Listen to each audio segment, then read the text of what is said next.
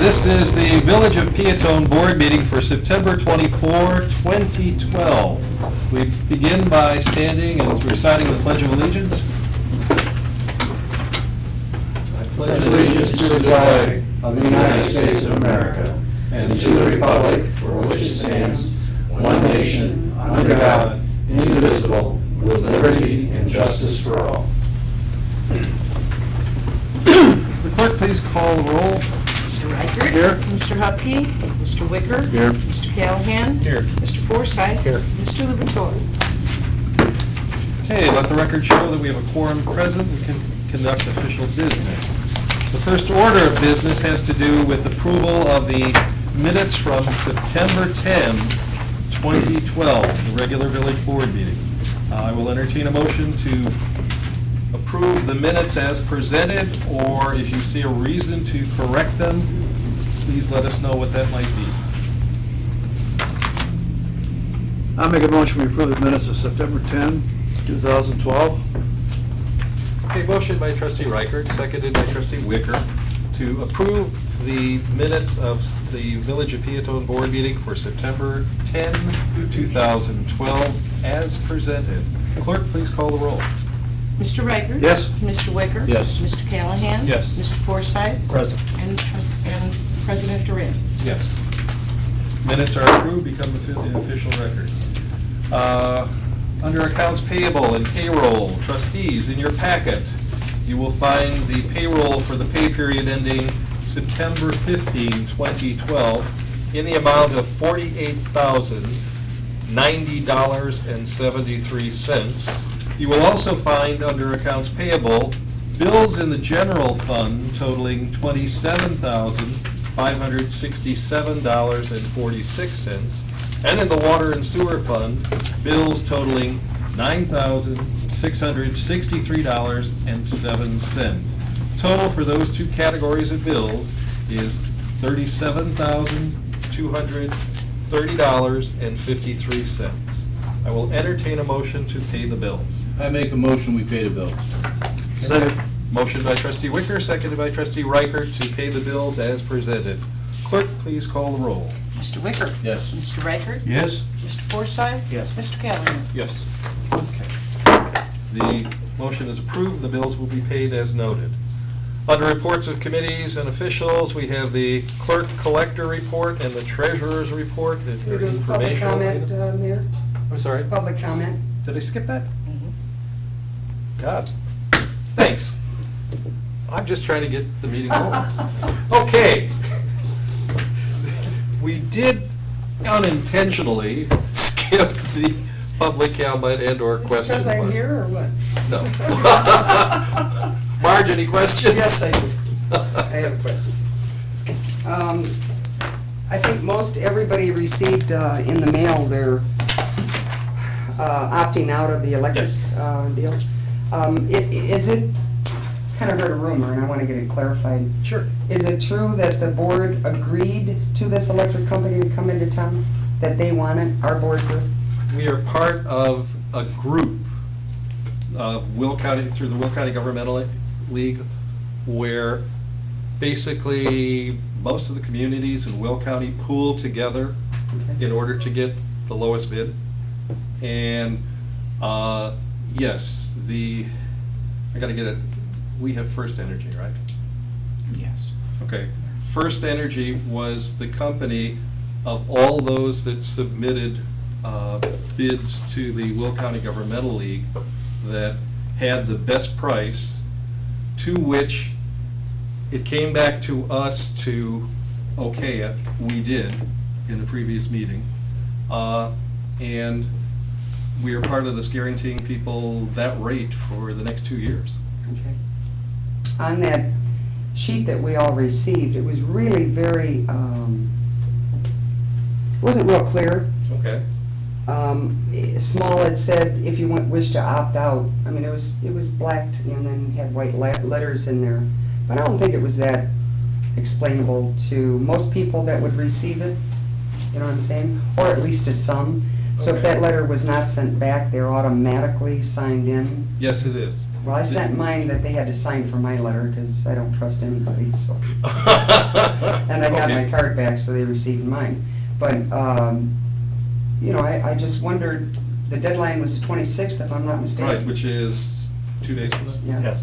Yeah. So I'm hoping that everybody knows they got it. It looked like, it really did look like advertisement. It didn't look like anything that was important. But I was told about that it was coming in, so I was watching. What for they it. did was they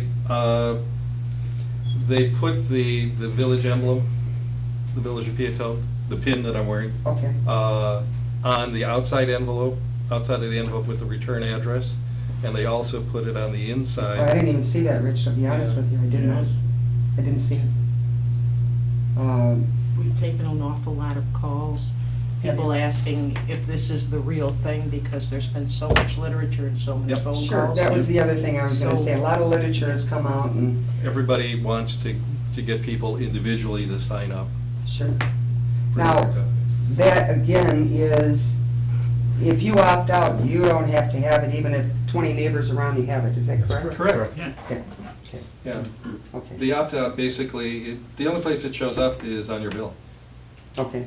Now, the other thing is, will they also, again, notify everybody in 2 years, or how, what is it, a year? I think a year is what they said you have it Well, for. we have the ability to review in 1 year Okay. whether or not this rate is still a good rate. Okay. It will be, because they'll wait 2 or 3 years for it to change, but my Well, opinion. no, relative to Commonwealth Edison's rate, Right, right, okay? right. If Commonwealth Edison rate were to drop below what we have been promised by First Energy, we have the ability to get out of the The option to contract. get out of the one. They must either match it or we get out. Okay. So when this happens and Uh-huh. and comment does not drop below, and you stay with this energy company or the people that have chosen to do, when it comes up again, because there is a Right, in part 2 in there that years. says we'll notify you in a year or two, or whatever it was they said, if you still want to stay with it, and then it'll be a 2-year contract. Will they be sending that out to everybody again, even though I opted out? You know what I'm saying? I don't know that they've addressed that in great depth, but I would presume it would be We'll check. where you would check with, I mean, right now, they got the opt-out mailing list from the ComEd customers. If you had already switched to another provider, you didn't get a letter, Okay, I see. okay? All right. So I would assume that we would require First Energy to provide us a billing list of people to switch, and then we would also, state law requires ComEd to supply one. And I would assume that we'll do that, but that's a couple years down the road. Right, right. And, you know, So it wouldn't necessarily be across the board. If I opted out or somebody else opted out, I may not get a letter from the energy company, but I might get a notice from ComEd. Is that correct?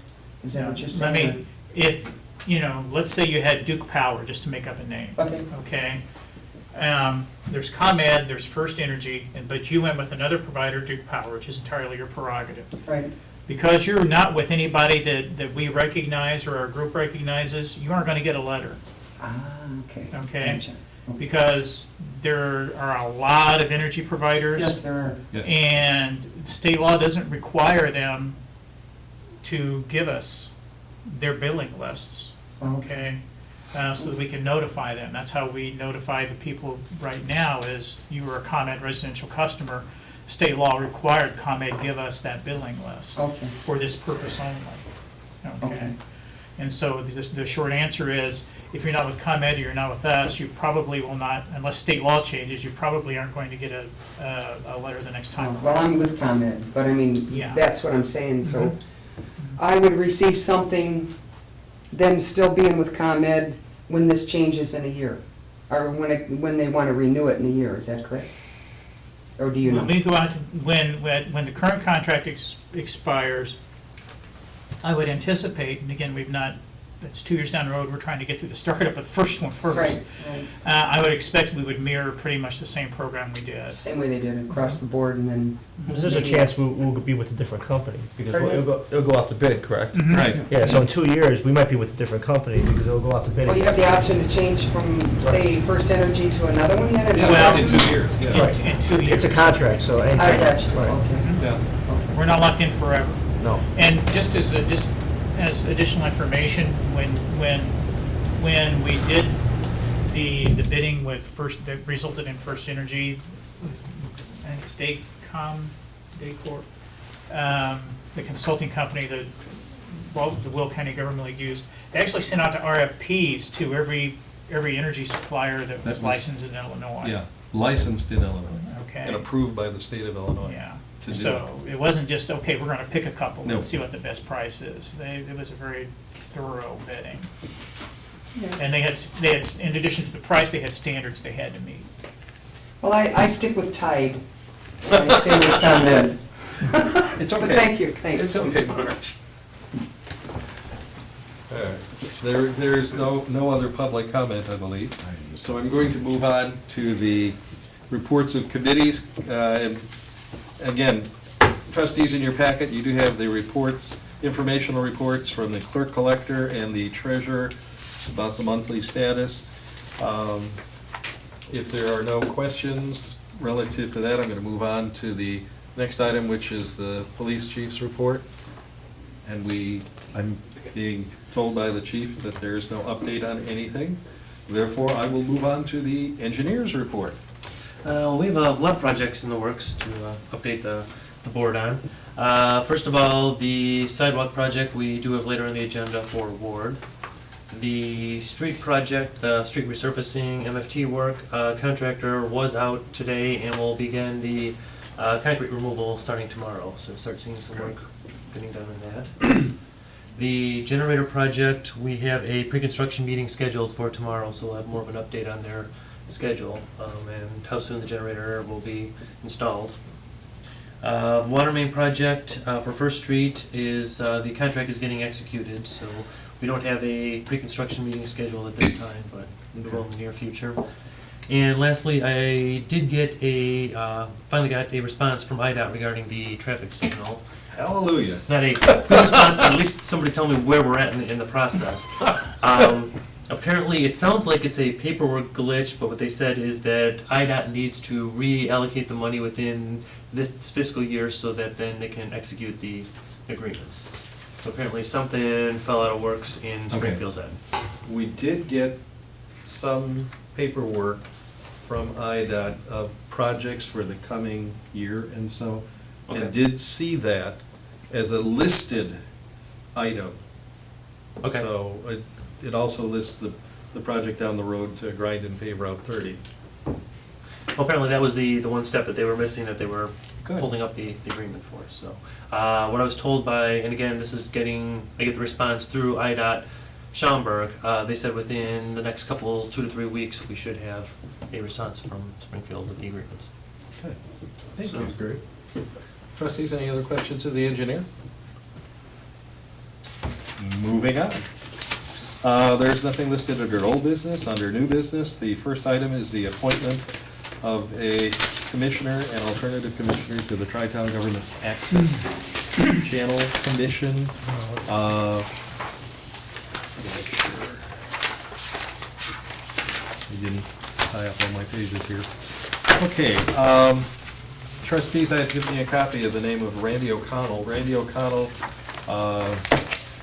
he lives on Second Street, and he is I'm nominating him, it's 433 South Second Street, to be the Peotone Commissioner on the Tri-Town Government Access League Channel Commission. This is the new agreement between the 3 towns that use the Government Access Channel. Mr. O'Connell has lived in Peotone since 1984. He serves as the manager of the Circle K Shell Station. He is a Comcast subscriber and watches the local access channel as time permits, and he's enthusiastic about participating on this commission. I do not have someone to nominate as the alternate commissioner yet. I expect to have that by the next meeting. So, per the typical nomination process, I need the approval of the board on all nominations. So I formally nominate Randy O'Connell as the Peotone Commissioner on the Tri-Town Government Access Channel Commission. God, that's a mouthful. Is there a motion to approve? So that? moved. Okay, motion by trustee Wicker, seconded by trustee I'll second it. Reichert to approve Randy O'Connell as our Peotone Commissioner. Clerk, please call the roll. Mr. Wicker? Yes. Mr. Reichert? Yes? Mr. Forsythe? Yes. And Mr. Callahan? Yes. Okay, officially approved, and he now becomes our commissioner. Next item has to do with the releasing the retainage from last year's sidewalk program. Scanlon Excavating and Concrete performed the 2011 sidewalk program. All the work is complete and payouts have been made. The village withheld $1,000 in retainage. It is appropriate to release the final $1,000 in escrow and close out the project. You have a letter to that effect from the village engineer. Yeah, and trustees, as you will recall, the typical thing was because, you know, a bit of landscaping, we had to make sure it grew, the reseeding and all that, and everything appears to be what it should be. So I will entertain a motion to release the retainage, or make the final payout and release the escrow to Scanlon Excavation and Concrete in the amount of $1,000. So moved. Second. Okay, motion by trustee Reichert, seconded by trustee Forsythe to approve the final payment and release of the escrow to Scanlon Excavation and Concrete in the amount of $1,000. Clerk, please call the roll. Mr. Reichert? Yes. Mr. Forsythe? Mr. Callahan? Yes. Mr. Wicker? Yes. Okay, motion approved. Next item has to do with the Park District amplifier permit. The Park District has requested an amplifier permit for their kickball tournament. The event is September 29th from 9 a.m. to 9 p.m. The event will be held at the Park District. And it's a 9 to 9 on the 29th. So, is there a motion to approve the amplifier permit application of the Peotone Park District for 9/29/12? So moved. Motion by trustee Wicker, seconded by trustee Second. Forsythe. Clerk, please call the roll. Mr. Wicker? Yes. Mr. Forsythe? Yes. Mr. Callahan? Yes. Mr. Reichert? Yes? Okay, that motion officially passes. It's that time of the year. It's time to establish trick-or-treat hours. Each year, the village board establishes trick-or-treat hours for Halloween. Past practice has been trick-or-treat hours the day of Halloween between the hours of 4 p.m. and 7 p.m. And Halloween this year falls on a weekday, so you don't run into the issues that you sometimes run into on a weekend. Trustees, I'll entertain a motion to making these the official trick-or-treat hours. Motion. Motion by trustee Forsythe, seconded by trustee Wicker, to approve Halloween trick-or-treat hours of 9 p.m. till 7. 4 p.m. 4.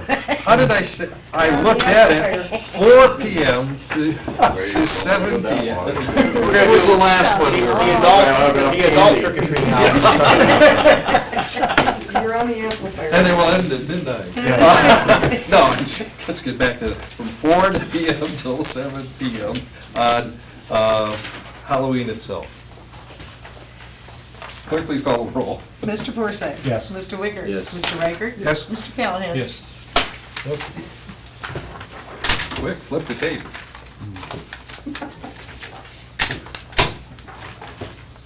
Okay, Halloween hours are officially established as 4 p.m. till 7 p.m. on Halloween.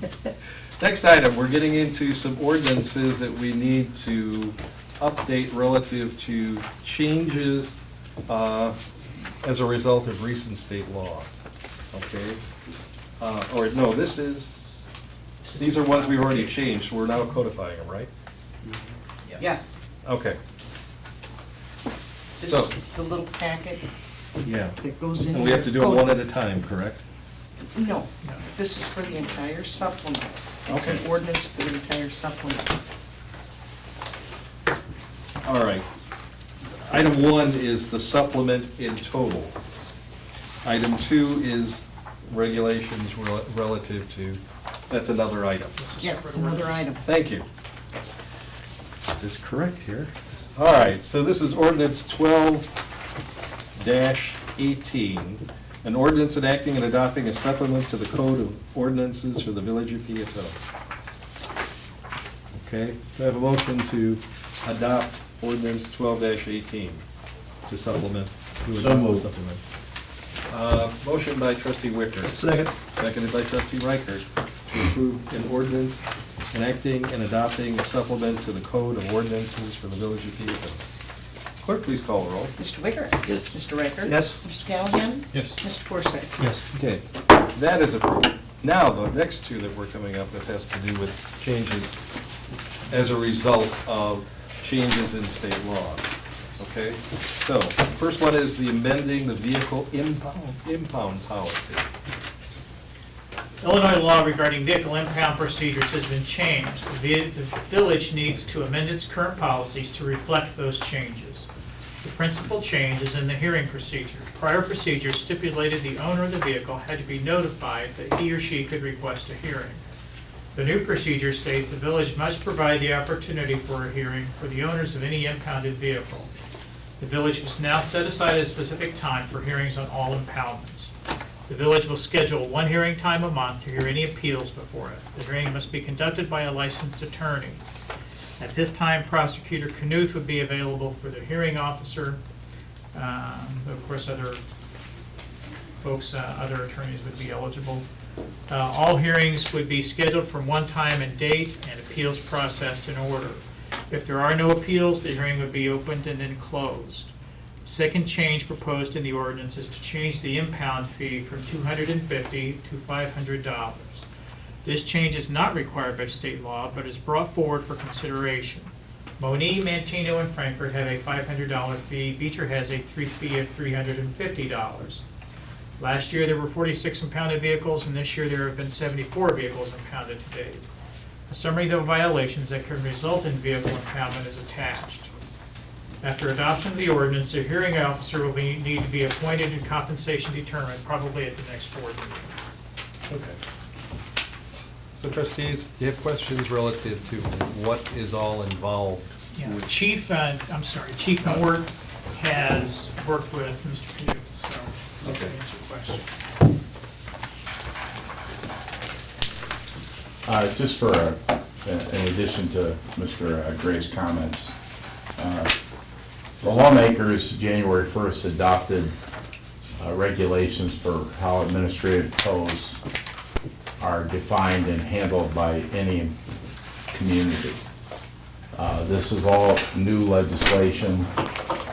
Previously, villages could adopt it as a nuisance, and that's how it was classified. That's all changed, and our revisions to our ordinance have been in development since the law changed. A lot of communities haven't addressed this, but we've been monitoring and reading about all the specifics that the law allows you to have administrative towing for any community. It has nothing to do with home rule powers. It's part of the new legislature they enacted, and certain parts of the legislation say you must conduct a hearing for all vehicles that are impounded. So we have to set aside time for an attorney to be present and notify people if they want to argue about their vehicle impoundment, then this is the time, the place to do it. Whether or not they show up is entirely in the hands of the owner of the vehicle. With that, our present fee of $250, we will now incur costs, I would anticipate, at least a couple hours of attorney time to be present to be in the hearings. If nobody shows up, whatever the per hour rate of attorneys are that apply. But we do have to have and notify everyone that their day of a hearing is monthly. We have a certain time period that we have to conduct a hearing for vehicles that are impounded. So this is, we have some forms we've been designing that makes it easier for officers to determine if the impound meets the criteria of the state code. And we diligently went through all the literature of what the state code now says, and that's why we had to omit our entire ordinance and start over new, because our previous one was called a nuisance towing, and that's going to be removed and tagged as this under our present statutes. Is there much cost associated with impounding from the village or police perspective? No. A lot of our impounds are related to driving matters because they're operating a car. Big percentage of them involve people that are driving while intoxicated. That's an automatic. And people that have suspended or revoked driver's license, not a result of emissions or parking tickets. Okay. And I don't know how many more people will travel the roads that don't have valid driver's license, but they keep being there. So you can see this year, a majority of people, they just don't have a license, they don't operate it, and we impound their car and they pay a release fee, and they're still responsible for all towing charges that are associated with that vehicle. So the legislators adopted this regulation so that there's more defined use for communities on this administrative tow. I mean, you know, everybody's got a right to a hearing to argue the point. Since we've done administrative towing, and I know, I apologize, I don't have the exact date, but it's at least been maybe a 3-year period that we've been using it. We probably have only had a couple of people that want to have a hearing above the level of myself. It used to be myself would listen if they wanted to appeal. Mr. Gray was involved, and that was the appeal process. Now they built in the provision, you have to have a licensed attorney hear the hearing, conduct the hearing. So we have to make changes to our regulations. The $500 fee, you know, we're not trying, as everybody seems to think, that we're doing it for money making. I know that's hard to believe, but probably hear that more than once or twice from the people that have their car impounded.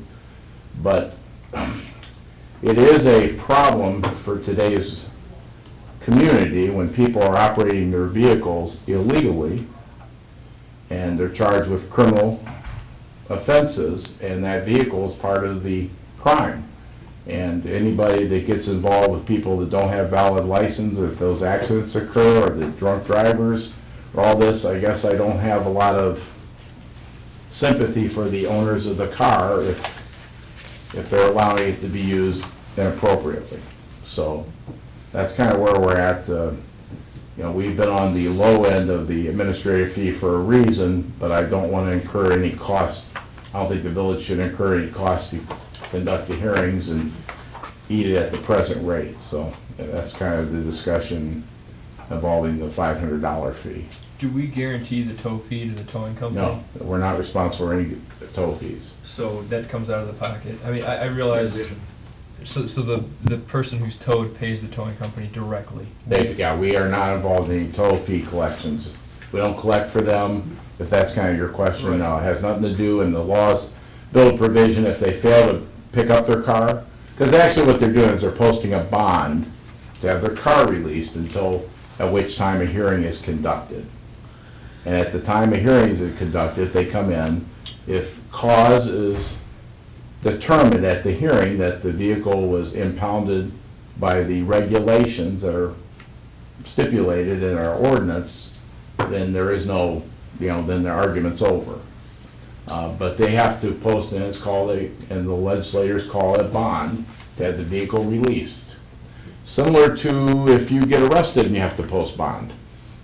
They're holding the vehicle as being involved in the crime, and so that's how the pretense of this regulation. The legislators, this year they adopted a whole black and white rules. It was never that way before. There was no administrative tow statutes previously that gave guidelines to communities. Some communities towed for loud horns, loud music, impound the car. Those are not provisions that the legislators allow you to do now. They're very specific on what you can do administrative towing for. So, the question is, other questions, it's part of a state law and we have to adjust to that. And the other question is how the board feels about the impound fee. that Well, I we mean, have. internally, we started accumulating a few more costs that we didn't have under the old scenario, because the old scenario was, we didn't have to do anything unless they specifically requested it. Now, we've got to be ready to do all of it, even if no one shows. That's what my question was. With that time slot that we have each month, do we have to have an attorney or a hearing officer present regardless if nobody shows or not? That's right. Yes, we have to have like a court date, and whether they show up or not, we have to have everything in place and conduct the hearing, and we have to go through every administrative tow we've done, Do we whether have, the person's there or not. do we have a breakdown of, regardless if anybody shows, how long that hearing officer is present, from what time to what time? And what the minimum cost of that would be? I'm sorry, the train took you out. You're saying that the hearing officer needs to be there regardless of anybody showing up. So I would assume we have a time slot that the hearing officer has to be there from 9 a.m. to 4 p.m. or Well, no, it wouldn't be that long. What I anticipate is we'll have a hearing date set with the attorney that is picked by the board to handle that. And we'll set a hard time, could be at 3 o'clock on the certain Wednesday of the month. And at 3 o'clock, we'll conduct the hearings.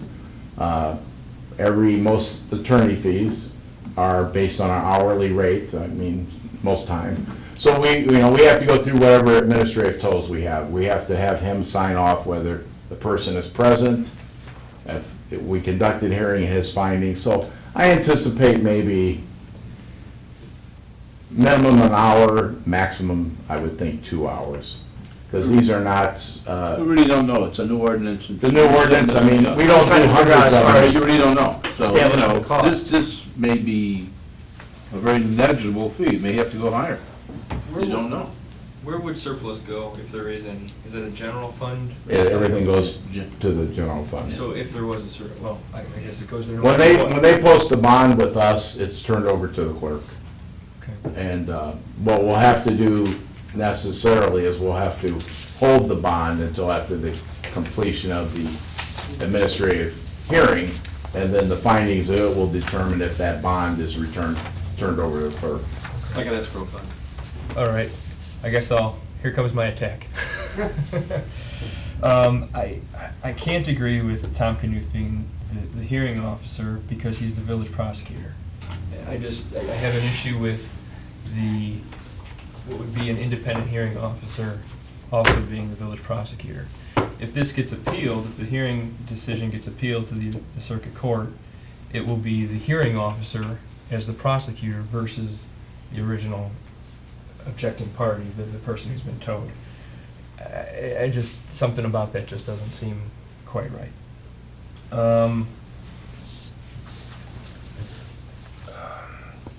It doesn't appear that there's anything in the ordinance, and sometimes it's intentional, sometimes it's not. If the person who's been arrested and their car impounded ultimately is found not guilty, I do believe that there should be some exception to their impound fee.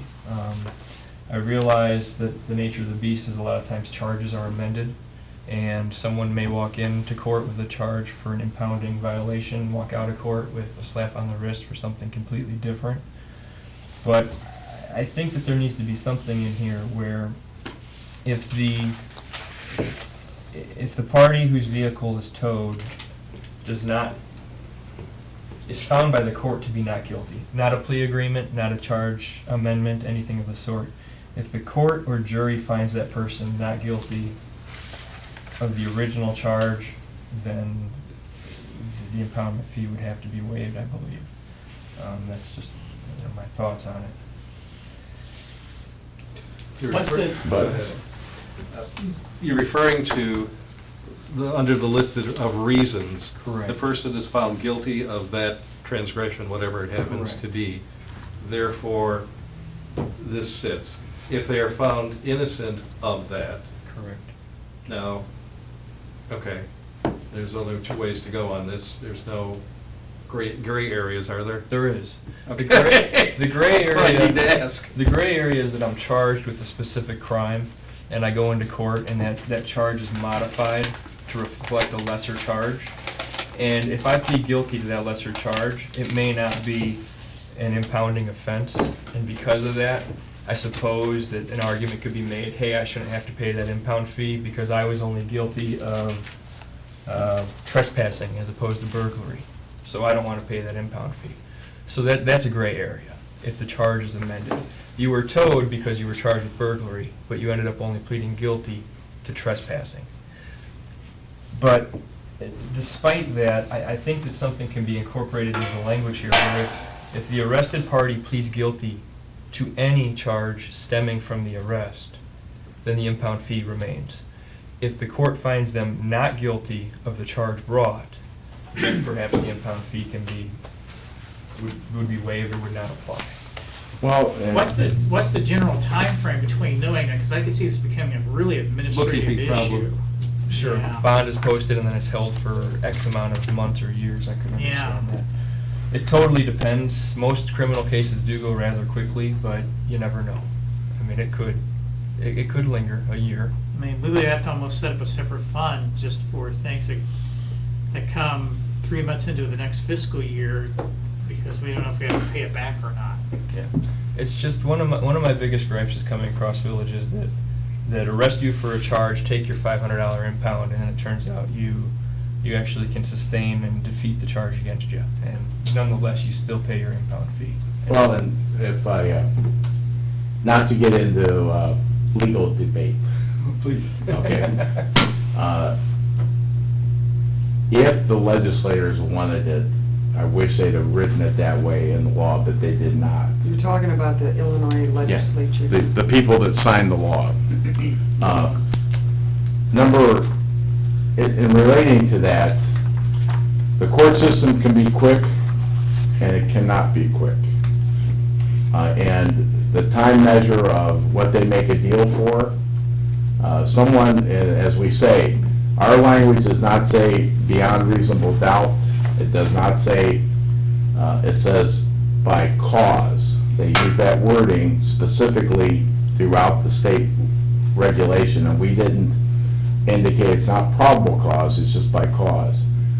And I do not necessarily agree with that concept because time-wise, court-wise, deal-wise, it doesn't take away from the cause an officer believed the person was, and I use a typical example, driving while intoxicated. They make an arrest based on probable cause, which is our level of arrest power. We can't do it on anything else, we just can't do it on hunch, so we have a basis of probable cause.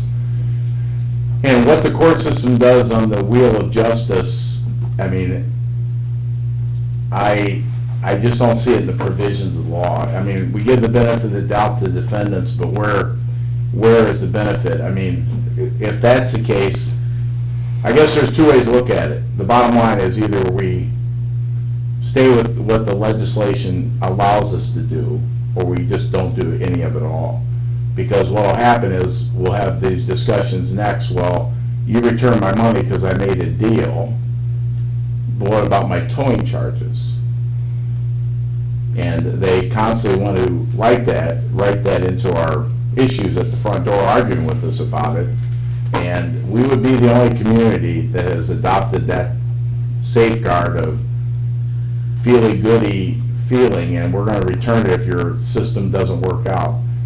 I mean, it kind of opens up a lot of doors. I mean, I understand, we're not talking about forfeiture, which the laws have for criminal forfeiture of property or money. Those hearings take place in 14 days. Every 14 days they're doing it that if you're caught with vehicle or drugs or money, government's coming in and you can call Big Brother.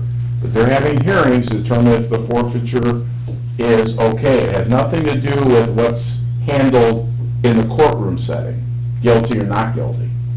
And I know it's becoming and I respect Mr. Callahan's position because you don't want to be Big Brother, everybody's guilty until proven innocent. But at a certain level, we have to be, we can't be irrational, not irrational, but we can regulate ourselves to death with so many provisions in place. Because it would be difficult if I had 74 cases to keep track of where they are, how they pled, what they were found guilty of. I mean, it really offers a tremendous amount of time-wise, and if we're worried about whether 500 or less, I mean, we're just looking at how to absorb the cost of the attorney hearing time without incurring any cost to us. If we want to just add that our provision, that's entirely, as I said, I brought this to the board for discussion of fee. It wasn't, it's just for discussion purposes. But we have to change our law to procedural-wise, and I'm relating all that to how the legislator said you must do it this way, and you must have hearings in so many days. And if cause is found, or a hearing officer listens and says, okay, I believe that you're not justified, I think that's the checks and balances for this whole procedure, is immediately within, actually they have to have a hearing within 35 days of an impoundment. Now, that's kind of, I don't know if that, I'm not trying to debate or anything, but it could offer a tremendous amount of difficulty to track everybody's case in the system. To clarify just a couple of things, and I mean, one of the things that I want to stress though is that my position is not that if they're found guilty of an amended charge, if they plead guilty to any charge stemming from the arrest, then that would be sufficient grounds for the impoundment. So that if it is amended to something that is a lesser charge, a non-impoundable offense, if they plead guilty to the charge stemming from that offense, we would be justified in keeping the impound fee, so that if it does change. But I do understand it would add an administrative burden, a substantial one, on us to monitor these things. Perhaps it would require a request by the party involved to come back and ask for it, and essentially show us the result, bring a court disposition with them, and things of that nature. Basically, they do all the footwork in getting their money returned to them. That's one way to perhaps lessen that impact. The other thing is that I think what Chief just said kind of strengthens my point when it comes to not having our village prosecutor be the hearing officer. If the hearing officer is determining whether or not there's cause at the administrative hearing, and there are no rules of evidence here, they don't apply in hearings, and so he's privy to things that he may not otherwise be privy to, and then we go to a circuit court appeal, and the person who determined cause initially is now the opposing attorney. I just can't subscribe to that. Pardon me? We would be doing it. Would you? Yeah. Because you're absolutely right. If Mr. Knuth is going to be the hearing officer, then he would not be representing the village on administrative review. We would pick it up at that. We would have to pick it up. Okay. And I would Yeah. feel more comfortable with that being the case, as Yeah. long as there was a Good point of division. clarification, though, on Yeah. both of your parts. Or the other option is Mr. Knuth continues as prosecutor and we get someone else to do the Right. hearings. I just feel it needs to be either or. Yes. No. I mean, I'm not, and I totally see your point of view, and I'm not, There won't be any conflict between regular prosecution and the impound hearings, I don't think. Think about it. It's not something other people want to look at like that, though. I agree. Should be separate. And if I could, I'm sorry, even if it's not a conflict, it may appear to be one, as Marge was saying, and I think Yes. that's worth considering, at least, the notion of some sort of impropriety. Well, So I'm just- only gonna say this, no matter who the hearing officer is, they're going to be paid directly by the village. Sure. It shouldn't be the same person. Like, it shouldn't be the prosecutor and it shouldn't be the one for the hearing. I think it looks bad, personally, that's what I think, so I agree with Mr. Callahan. I think it looks bad. You want to have it separate, have it separate. I think it looks better that way. if we separate, I'm not, and I understand every discussion point here. Point one is, number one on page 4 in the middle of the bottom paragraph, it does say, all final decisions of administrative or hearing officers shall be subject to review under the provisions of the Illinois Administrative Review Law, and that's part of statute. you know. Number two is, as with every attorney, we must make sure our fee is applicable, because Mr. Knuth's a step away. Other attorneys are not so close, so, and they all work on time to get here. I don't know of one that does not. So travel time is cost time. So if we, you know, that may be a additive to keeping, raising the fee structure, because somebody's got to pay for the time. Whoever it is, I mean, so it's all, and like I said, we necessarily, if the board, this isn't a action for tonight. If, you know, some points raised up, I mean, we can always come back to the board and discussing, but some of the regulations on what we can tow for, that's black and white. What the administrative fee should be, that's kind of discussion points.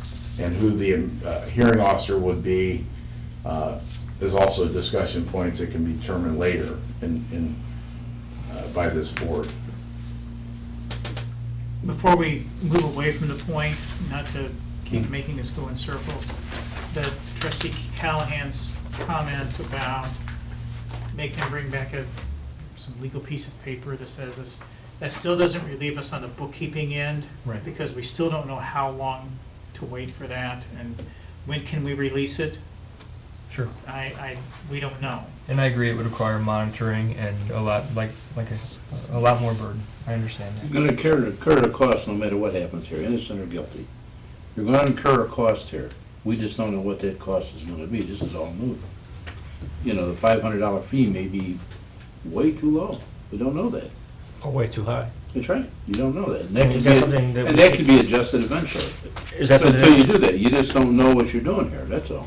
With that point, is that something we should just wait on and to see how it starts playing out before we make any adjustments to the fees? I think if you look around and you look at what our neighbors are doing, they've got some structure within that fee cost, I think. Seems to be a reasonable fee to start. I think it's just a start basis.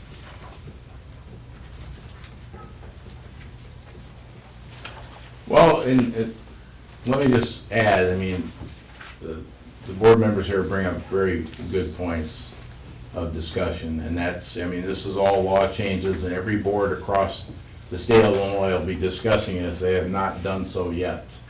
So, I can, like I said before, we are, of the communities on the east side, that's going south and going north, this topic has not come up yet.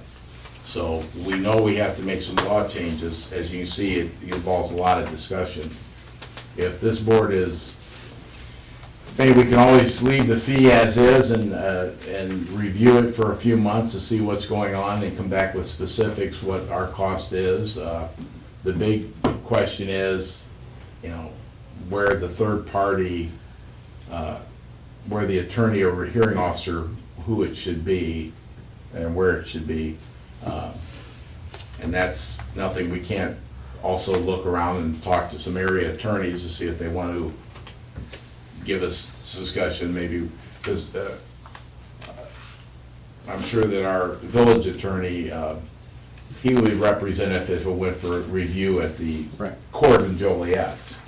But, you know, so we can't bring Jim in play because he can't be No, we would too- not do that in Yeah. any case. So, We would not. I mean, we do have a few attorneys here in town, and we could, you know, some other towns near us may be necessary, but it's something, like I said, for discussion. I have to add too, while I mean, it's kind of a tangent to this, but it's certainly, I think, worth reiterating.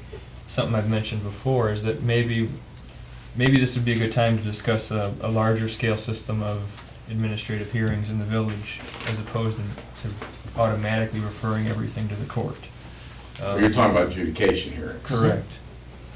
Totally different topic, though. Right, but at least because we're talking about hearing officers and such, maybe this would be a good time to at least note that it's something that I've inquired into and considered previously, that some of these offenses listed here, and of course numerous other offenses on our books, could theoretically be brought in-house before a local hearing officer as opposed to going before the court.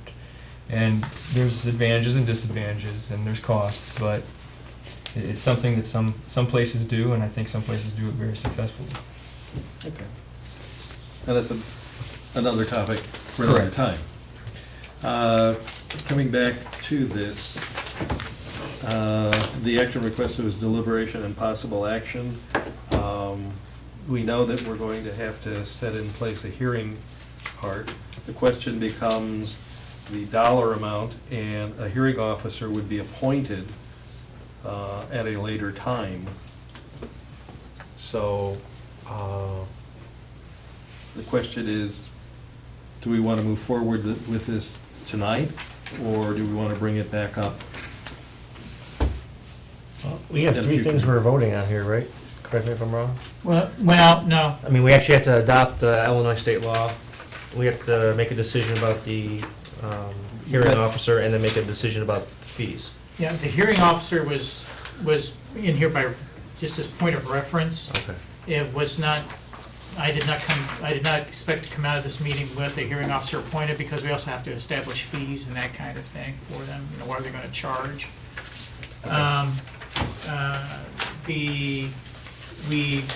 Yes, we have to, sometime in a timely fashion, have to amend our code to comply with state law.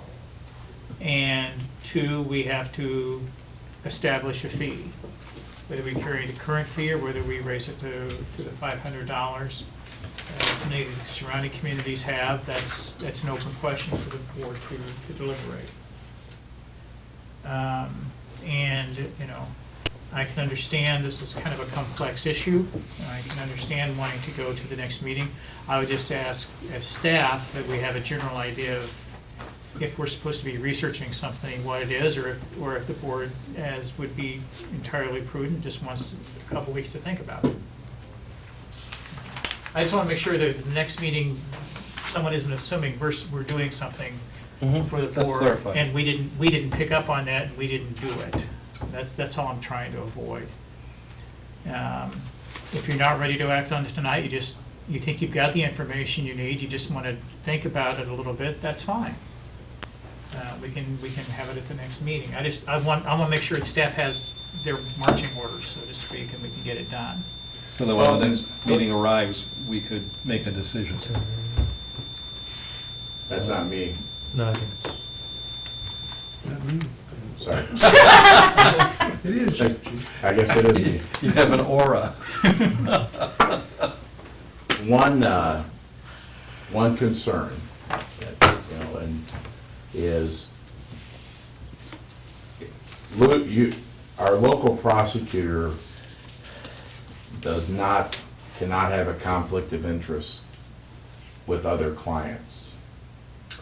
And we have to recognize that not every attorney is a local prosecutor for towns and has a law business that doesn't have defendants that could be held accountable to us. So making sure there's no conflict is even adds more difficulty to finding the right attorney who will represent a hearing officer that doesn't have defendants, because hearing officer pay and defense pay is a little bit different in the attorney world. So, that's something that in the real world of day-to-day police operations, you've got attorneys that are representing the village that cannot do open work involving village cases, or if there's conflicts with defendants that they've represented before, they have to bring that up. And that's another issue we'll have to, if we appoint someone outside the present prosecutor level, we have to consider, because we know what our defendant's name, because Mr. Canoose sees all our police reports for everything else.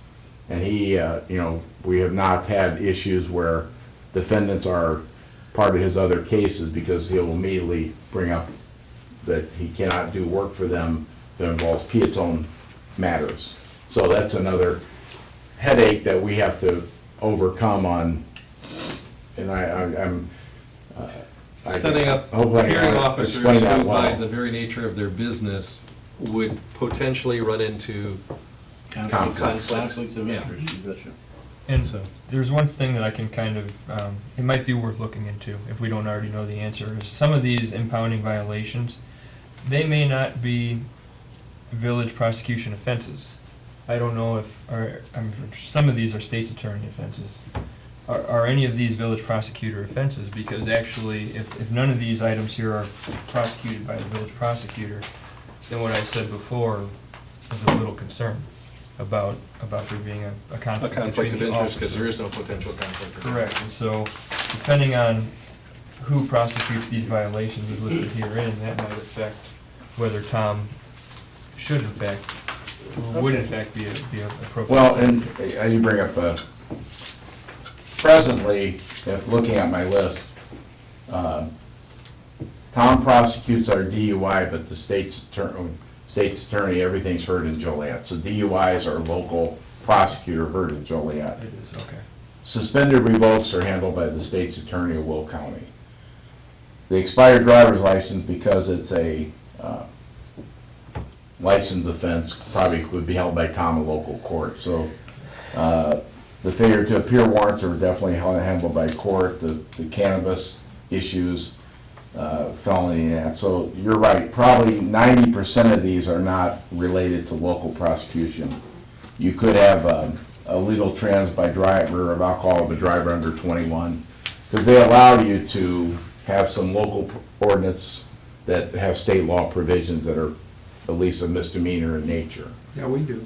Yeah, I mean, so there are some cases, not all cases are handled by Tom. So, and we could look for them if there's a conflict, we could, but understand also, we have to have the hearing done in so many days. A 35-day impoundment. At the hearing, all police reports and everything are a matter of police matters and hearing, because we're bringing in the reports of what's going on.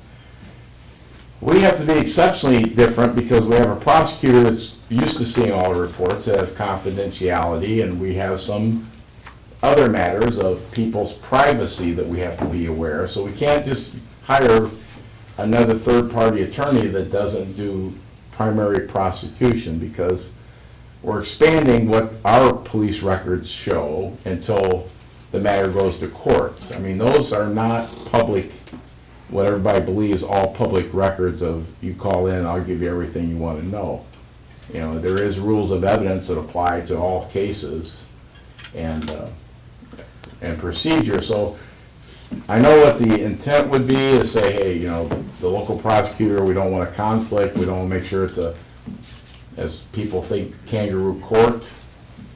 But we also have to be careful, because this is way before the case goes to court, or it's at the first hearing, it hasn't even had trial dates. And now we're releasing reports and information about what happened to people that I'm not sure need to know. Well, isn't an attorney under a certain rule, like doctors and everybody else? Or what, you're saying that they would leave the meeting and tell everybody what they saw in the meeting? Is that what you're saying, if it wasn't the prosecutor that was holding the meeting? Is that what you're saying? You're saying the other attorneys would not be as trustworthy as this prosecutor? Well, I can say that I'm not saying people are not trustworthy. I'm saying we have a relationship with the attorneys that work for the village of Peotone. And Mr. Jim here and Tom have a relationship with the village of Peotone for some time. So a lot of things we are the employer, and we have relationships that are comfortable. If we want to expand that and say people have no, attorneys have this, I don't let every attorney look at every police record of the file of the case until they have a need for it. I mean, so there's some concerns there. I mean, I don't know if we can find the perfect attorney, doesn't have a defendant that's been part of their world. I mean, some of them are in for defense and some are in for prosecution, and we hire necessarily, we're involving our relations with our attorney is strictly prosecution level. Okay. And I think other communities, and I hate to say I think they're just directing their local prosecutor to handle these hearing officers. and we can research some more about that. Okay. There's two things actually several things that I've heard here tonight. One of them is, there appears to be some concern about the impartiality of the hearing officer, and who that person might be, okay? The other thing is, there's some concern about the changing the impound fee from $250 to $500. And there is some concern about going through the list of forfeiture offenses and determining the areas that might pose a potential conflict with the village prosecutor if he were in fact the hearing officer in this case. Is that basically what we've been saying? I'm still gonna express my concern about the ultimate outcome of the criminal charge. Okay. With respect, that's a concern for me. Okay, we'll add that to the list. Okay. Now, having said all of that, it's obvious that tonight we cannot act on this. So, I would assume that we would probably look at reviewing this and updating ourselves on whatever answers we get by the next village board meeting. Does that sound reasonable, George? We will make that effort. Okay. Not to keep, my only concern with the cost was if we could somehow come up with a dollar amount. I know you said it's subject, we don't know, but if nobody shows up, what's the minimum we're gonna incur that day? For that one Monday per month? For the hearing, the cost of the hearing officer. Just to be there, right? So we have Okay. a minimum dollar amount that we're starting with that's gonna be constant on adding to our monthly bills opposed to Okay. And what it could be. perhaps a suggestion would be a base fee plus a per hearing addition.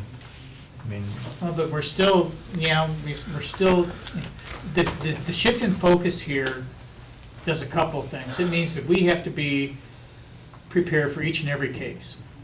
Okay, in the past, they call us, we get prepared. Okay, so that's a shift. So in the past, we haven't only had to get prepared administratively.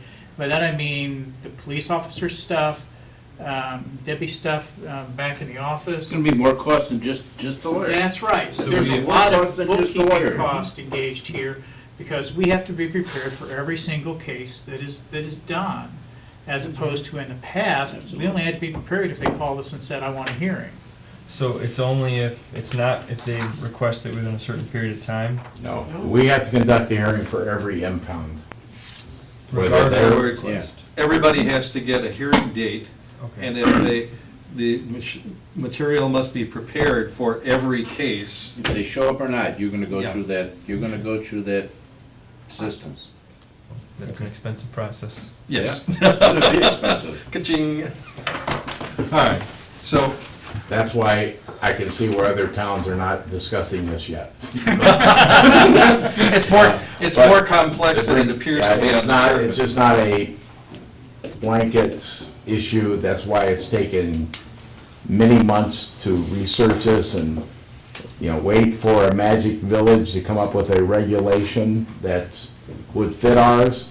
And realistically, I've still been waiting because a lot of communities are not addressing this, and it's really not following what the legislators enacted as regulations January 1st of 2012. So we're trying to get this for discussion, and some good points are made by this board. Yeah. And that's why, we're at this point. And I'll throw one more suggestion out there, and then we can move on. Perhaps as a way of helping reduce our costs long-term on that, I mean, there's potential that the hearing can be continued, correct? I mean, I presume No, so. it'll be done that day, whether, there will be no, adequate notice will be given to everybody. This is when we're conducting the hearing. But perhaps, is it possible, if we have the authority to continue it, essentially meaning that we go into each and every hearing with the understanding that we don't have to prepare for that day. If you don't come to court, then your issue is resolved having not been there. If you do come to court, you will be continued to next week, at which time we will be prepared for each person who came and presented a case, if you will. One of the side issues here is where we're gonna have the hearings. I'm guessing probably in this room, which gets used a lot. People Okay. think it's the boardroom, and yes, it is, don't misunderstand me. But we use it for staff meetings, we use it for just, Bill Okay. comes in and tells me what I'm doing wrong meetings. And vice versa. And, and now we're setting aside 2 or 3 hour blocks a couple times a month Sure. that may or may not need to be done, but I can't schedule anything else in here Right. during those times. Okay. Yeah. Sure. And on the clerk's part, you gotta have all the paperwork ready for them, and to put it back. Well, fortunate for Donna, it falls in my staff's hands. I'm saying, somebody And else. Donna, I bring Donna whatever bonds are posted after they've been through the system. She's the receiver of the funds, and, but there is a tremendous amount of answering questions, and we have to, number one, we have an obligation by this regulation to notify the registered owners, lien holders. That's a obligation we still is written in all these pages of documents. So behind the scenes, I mean, the office is just not a tow sheet in another form. We have to make sure that the vehicle owner's been notified, if they're not the person driving, the lien holder's been notified. We have 10 days to do that after the impoundment. Then we have 35 days after the impoundment to have a hearing date set. So and then if you wanna upset the public, tell them to come back the next week after they've taken time to show up day one. Let's continue it. It would be like inevitably, we're just continuing a hearing. It's not a transcript hearing where we have to keep a court reporter present. It's an informal hearing about the cause. Yeah, yet. We'll wait for 2013 And see what the legal state updates. legislature decides. So I'd rather get it all done at one time. I can research a little bit more whether attorney A or attorney B, what fees would be incorporated in that before the next board meeting, or at least in the next time period, within the next month. Because the best case scenario, you'll try to get it done in 2 weeks and you can't get it done, you can't get answers. But I mean, a good part of the discussion today with this, and we don't mean to, it's not a moneymaker where we're looking at that everybody thinks we're looking at the kangaroo court of this, but unfortunately, the public does use their vehicle that involves criminal elements, that they've written provisions that we're allowed to assess fees for administrative towing. Understand, in the law enforcement world, that is about the only fee we assess for all our services.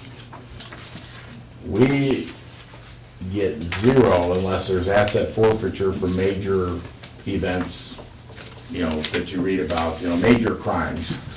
But the services that police provide are not billable to the people that are there. Defendants don't get our bill for all the time we put into it, so, and they sure don't get a bill for our attorney fees to be in all the court hearings. And to piggyback on that, it doesn't matter whether the person you stop, justice-wise is a resident of the village or not. But ultimately, if the fees don't cover the costs, then the residents of Peotone are subsidizing the costs for people who are from outside the village or stopped inside the village. I mean, somebody's paying for it. You're absolutely right, and if I have to have my officer at the hearings answer any questions, they're on my clock, or they're on the village clock. The attorneys are on our clock. Everybody's on the clock for service, and like I said, we are not like other public safety venues that get a fee for the job that we do. The administrative toll was changed by law. There was some bad communities that can do some things that are innovative, and sometimes you wonder when you read about it how they get away with it. But the administrative tow now has been defined by legislators. You will do it this way, and here's what you can tow for. The good one is the loud music. How, towns were towing cars for loud boxes in their car, which we know is a nuisance, but now some communities are still towing for it. But the law, what we're showing, exactly what the law says. All those provisions are almost verbatim what the law says you can now get administrative towing fees for. So, I will add one more thing and we're gonna move on. And what I'm gonna add is, you've alluded to various other costs involved with the process. And I think having information related to that at the time we make a decision will enable us to understand what it is we have to do to be good stewards for the people of the community. So, Chief, you and George get stuff together relative to all those costs we never think about, because we never think about it. well, we think about what Mr. Gray has to review timesheets every 2 weeks, and the payroll people do. But, let me just ask the board's flexibility. Good questions brought up, may not have the answers in 2 weeks. Okay. But we will have an update of where we are in 2 weeks. I don't want to sit there and promise something, and then at 2 weeks, you're looking at me going, what up? Because I will research some other communities, bring some, maybe get an opportunity to talk on the side with Mr. Bartley. Because this is not, I'm sure that this is new, even though it's January 1st, it's new in the village governments in the cities, all over the state of Illinois, and I haven't had the time to see Mr. Bartley and talk to him how other communities he's aware of are dealing with this, and come back and answer some questions to the board. But I appreciate everybody's patience and topic on this very important discussion, because as everybody said here, we do want the rights of people protected. That's our provision of this world, and we want to hold also people accountable who are violating some regulations in the criminal statutes. And there is no time limit where we have to amend our policies by December 31st or something like, there's nothing like that Well, in legislation. we didn't do it January 2nd of 2012, so we are not there's no penalty flag if we haven't adopted. We are now informally towing for these offenses only, because our other regulation had some allowable offenses that are not covered by statute. So as I see us towing cars, I'm adopted to day, whether I'm going to assess the administrative fee based on what I see the impoundments today. So I'm going by the provisions that the legislators enacted by the statutes, but we have to eventually change ours. So this is all handled by the front office, myself and my staff. So people that come in, if I say, hey, we don't tow for that anymore, we tow, but we don't do administrative impounds. Do you have to do the hearing right now then too, since it's state law already? Right now, I've had 2 hearings, and I brought in Mr. Canute to sit in these chairs, and brought the people in and given and we followed the provisions of the hearing. And one gentleman didn't show up, and one lady had her fee, she got her fee returned after the discussion point. So it's not we're not in here, we're just making sure we're following the provisions of the law.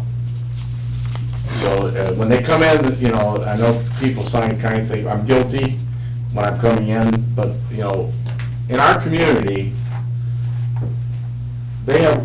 we've not collected the administrative fee for burden on some people by hardship. For instance, last story, I promise. elderly couple come in, they're not from Peotone, goofball family member uses their car and has dope in it. I know it's hard to believe, but it does happen in today's world. Now, they were seniors, and I told them I was not gonna collect the fee, and we, and everything went back, and they were and I got a thank you card from them. So we're not without compassion for vehicle owners, but we can also sometimes, through our experience, see when we're being, where we're getting the sad story and it has no basis. So we get a lot of stories, but we can sometimes, whether fact or fiction. So not every time in this community, for every car we've impounded, have we collected a fee. Because we still have compassion for people and owners of the car based on hardships. Some communities are not that flexible. You either pay it or the car will end up at the crusher. Thank you. Thank you, Steve.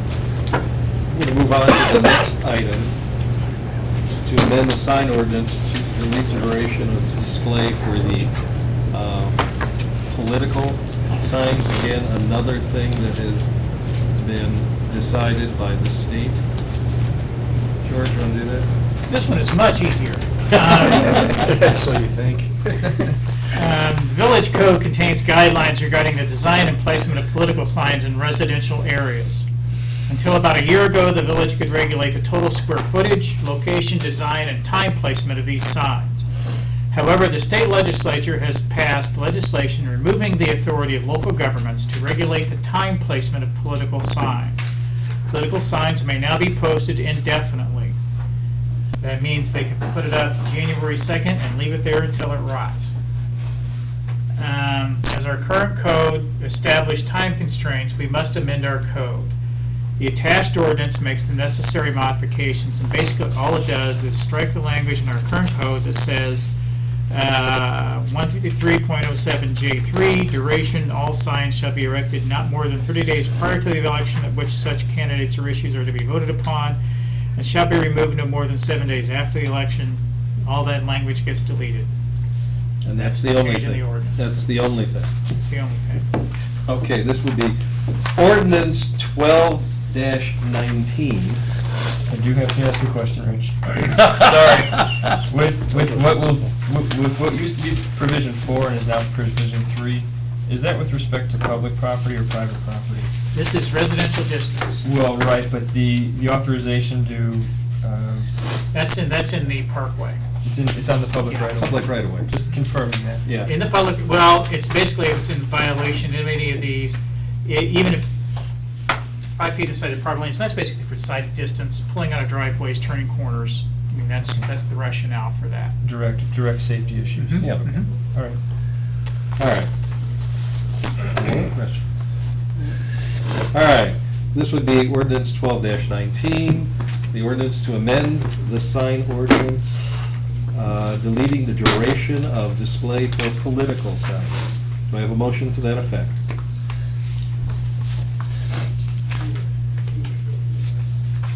Motion. Second.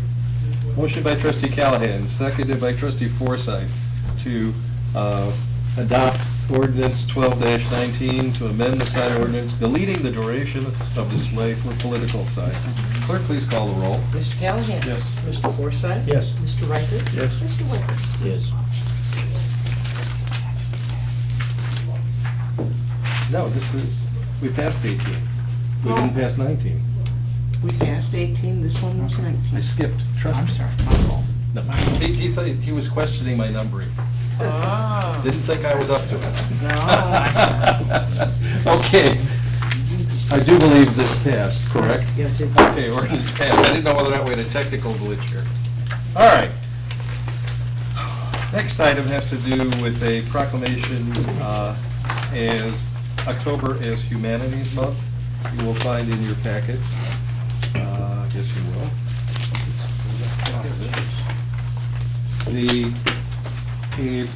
A proclamation from the Illinois Arts and Humanity Council. They asked for us to endorse this. whereas the arts and humanities are an embodiment of all things beautiful and entertaining in the world, the enduring record of human achievement, and whereas the arts and humanities enhance every aspect of life in Peotone, Illinois, improving our economy, enriching our civic life, driving tourism, and exerting a profound positive influence on the education of our children. Whereas the arts education research shows that the arts help to foster discipline, creativity, imagination, self-expression, and problem-solving skills, while also helping to develop a heightened appreciation of beauty and cross-cultural understanding. And whereas we use the humanities, history, literature, philosophy, to explore what it means to be human. And whereas the arts and humanities play a unique and intrinsic valuable role in the lives of our families, our communities, and our states.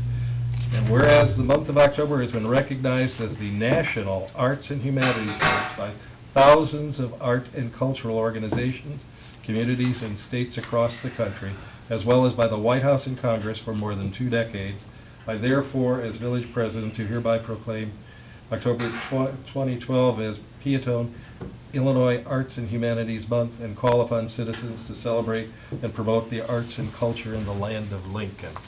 Okay.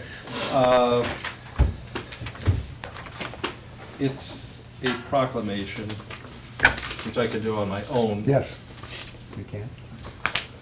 But You can have the board. can we have a motion to adopt the proclamation? Motion. Motion by trustee Forsythe, seconded by trustee Wicker, to adopt the proclamation of Illinois Arts and October is Illinois Arts and Humanities Month. Clerk, please call the roll. Mr. Forsythe? Yes. Mr. Wicker? Yes. Mr. Riker? Yes. Mr. Callahan? Yes. It passes. Next item, a resolution relevant to the offense variation at 205 South Rastrey Road. I've got this from you. I've got this from you. Thank you. Michael and Tiffany Zeman, 205 South Rathje Road, want to install a 5-foot cedar shadow box fence. That's very good, that's in conformance with the ordinance. The neighbor to the east, which is their rear property, has, with permission, installed extensive landscaping which straddles their common property line. The Zemans want to set the fence 10 feet inside their rear property line to avoid the landscaping. The 10-foot utility easement also follows the rear property line. Placement of the fence 10 feet on the Zeman side of the property line requires a variance as we require going to the property line. We have the pictures and the packet and the platted survey for you. Okay. The landscaping involves several large evergreen trees, not being a botanist,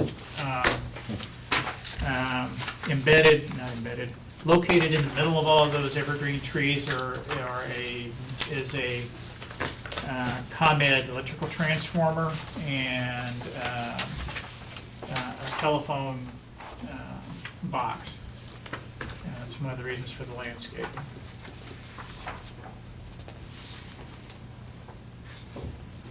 Okay, and this variation is requested to be 10 feet on the inside of the rear property line. That's correct, sir. And that's the only variation that's being requested. That is correct, sir. Okay.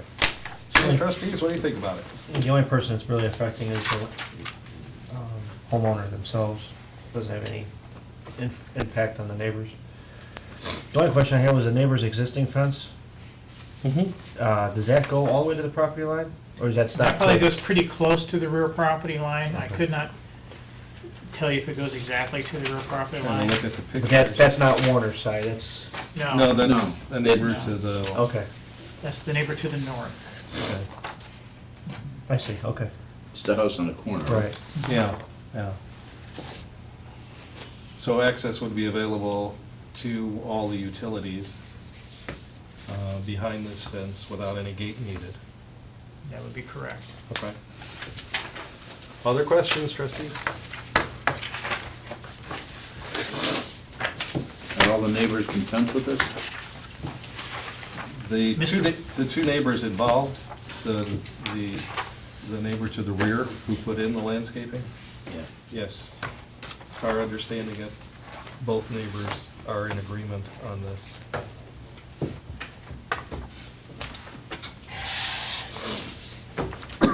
All right, having said that, this would be Resolution 12-R12 regarding a fence variation for the allowable fencing at 205 South Ratchie Road. That being, setting it 10 feet in from the rear property line. Is there a motion on this? Motion. Second. Okay, motion to adopt Resolution 12-R12 regarding a fence variation at 205 South Ratchie Road. And moved by trustee Callahan, seconded by trustee Forsythe. Clerk, please call the roll. Mr. Callahan? Yes. Mr. Forsythe? Yes. Mr. Wicker? Yes. Mr. Wright? Yes. Okay, variation granted, resolution 12-R12 approved. Next item is the awarding of the 2012 sidewalk project.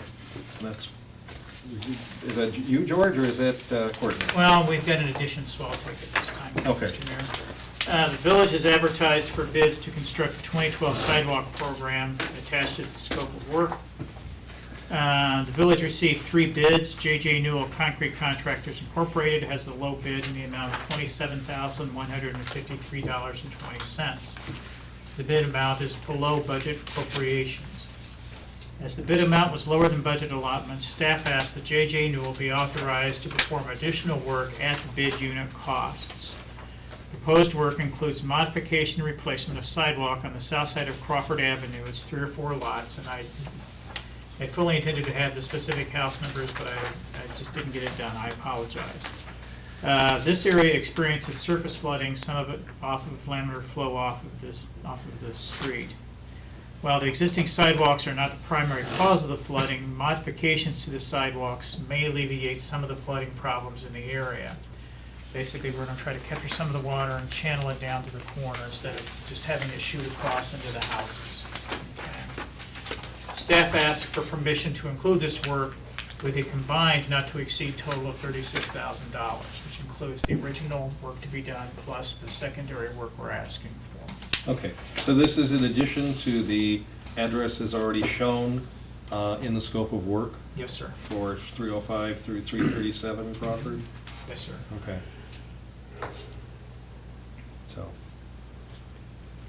trustees, and I'm looking for a motion to award the J&J Newell the amount of $27,153 for the sidewalk bid, and also authorize an additional work at the bid unit prices not to exceed a combined total of $36,000, so $27,000 from $36,000, that's the difference. Okay. So moved. I'll second. Motion by trustee Wicker, second by trustee Reichert, to award the bid to J&J Newell in the amount of $27,153 and authorize additional work at the bid unit prices not to exceed a combined total of $36,000. Clerk, please call the roll. A lot to write, isn't it? Mr. Wicker? Yes. Mr. Riker? Yes. Mr. Forsythe? Yes. Mr. Callahan? Yes. Okay, the bid is granted and with the noted addition. Next item has to do with questions of the press. Well, she's gone. She's gone. All right, correspondence, communications, petitions. I just have announcements coming out relative to the April 9th election, which is the municipal election where 3 of the trustees and the village president will be up in, and the village clerk. Okay. Those petitions will be available starting tomorrow from the village clerk's office.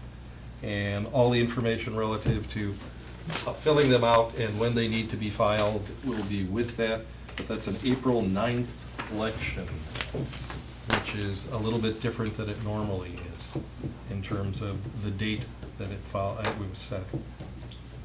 Comment, Mayor, I believe this Friday is the homecoming parade for our high Oh, school. thank you very much. Yes, this time Friday, starts at the 4. high school homecoming with the parade 4, I think. 4 o'clock, lineup starts about 3:30, Yeah. 3:45. Who's driving? Somebody. Yeah, Mine was at 3, I believe, right? Yeah. 3:30. 3:30, okay. Yeah. Okay. As soon as high school lights out, or lets out pretty much. Okay. They might start lining up a little bit earlier, but. Okay, and I'm also gonna put a little note in here that, last year, the Ford dealership in town, Terry's, did a drive and donation, you know, if you test drive a car Yes. and donate, and they will donate, I think it's $20 Yeah, they're doing the per same, car. right. Last year it resulted in like $3,700 going to the school foundation. They're doing it again this year. They have invited the village trustees to all participate. And I'll have forms to give you guys. You can turn them in and then show up, whatever. Or just fill out the forms when you get there. But it's a great way to help our community, everybody. I will give you a heads up. They're going to be doing something similar in about a month to help Helping Hands. So we have some opportunities here in order to get some national corporate money to help fund, in this case, school activities. So I encourage you to stop out. It's in the afternoon.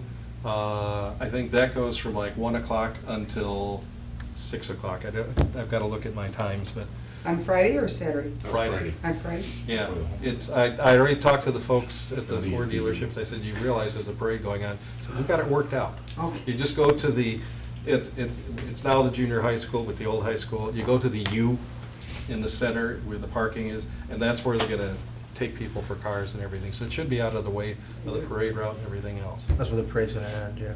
Yeah, so I encourage you to do that.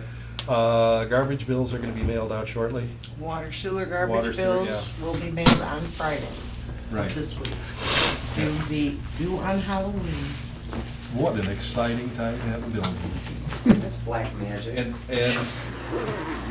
there is no leaf pickup fee, Marge. I know there's not, I've been watching. Thank you very much. All right, anything else to come before the board? Hearing none, is there a motion to adjourn? So moved. Motion by trustee Forsythe, seconded by trustee Reichert to adjourn the September 24th, 2012 Village of Peotone Board meeting.